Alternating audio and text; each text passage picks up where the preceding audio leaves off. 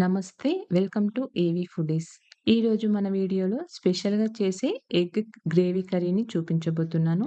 మీరు ఇంట్లో ఎగ్ కర్రీని చేసేటప్పుడు ఎగ్ గ్రేవీ కర్రీని ఇలా ట్రై చేయండి. చాలా టేస్టీగా రైస్‌లోకి అయినా, చపాతీలోకి అయినా చాలా బావుంటుంది.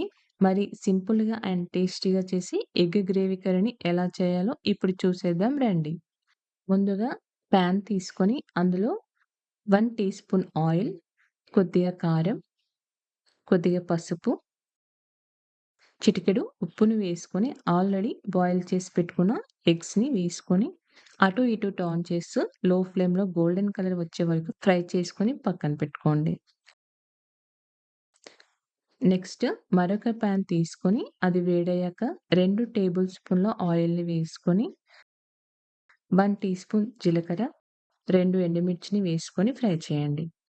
నెక్స్ట్ అందులో సన్నగా కట్ చేసి పెట్టుకున్న ఒక కప్పు ఆనియన్స్‌ని వేసుకొని బ్రౌన్ కలర్ వచ్చే వరకు మీడియం ఫ్లేమ్‌లో 3, 4 మినిట్స్ ఫ్రై చేయండి.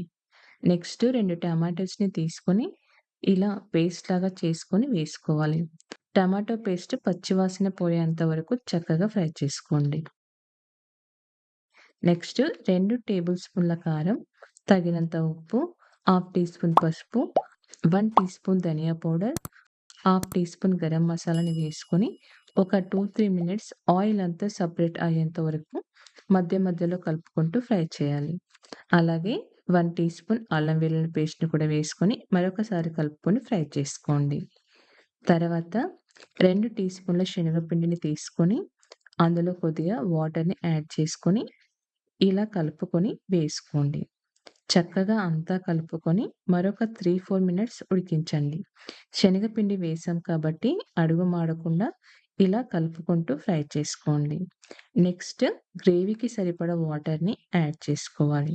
అంతా ఇలా కలుపుకొని టేస్ట్ చెక్ చేసుకొని ఏమైనా కావాలి అంటే యాడ్ చేసుకొని మూత పెట్టి 5 మినిట్స్ లో ఫ్లేమ్‌లో ఉడికించాలి. ఈ గ్రేవీ అనేది ఎంత బాగా ఉడికితే టేస్ట్ అంత బావుంటుంది. నెక్స్ట్ ఫ్రై చేసుకున్న ఎగ్స్‌ని వేసుకోండి. మరొకసారి ఇలా కలుపుకొని మూత పెట్టి 3, 4 మినిట్స్ మీడియం ఫ్లేమ్‌లో ఉడికించాలి. 4 మినిట్స్ తర్వాత ఆయిల్ అంతా పైకి తేలుతుంది. ఆల్మోస్ట్ మనకి కర్రీ ఉడికిపోయినట్టే. ఇలా మరొకసారి కలుపుకొని స్టవ్ ఆఫ్ చేసుకోండి. చూసారు కదా! టేస్టీగా ఉండే ఎగ్ గ్రేవీ కర్రీ రెడీ అయిపోయింది.